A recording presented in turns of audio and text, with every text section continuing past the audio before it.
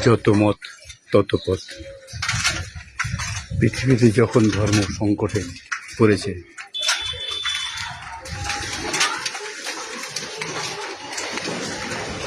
বারবার পৃথিবীতে ঈশ্বর তার প্রতিনিধি পাঠিয়েছে মানুষকে সঠিক পথ দেখাতে। কেউ এসে বলেছেন ভোগ করো, কেউ এসে বলেছেন ত্যাগ করো, কেউ আবার এসে বলেছেন ভোগ ত্যাগ দুই করো। তাই মানুষ সারা পৃথিবী জুড়ে প্রতিটি মানুষের মত আলাদা, প্রতিটি মানুষের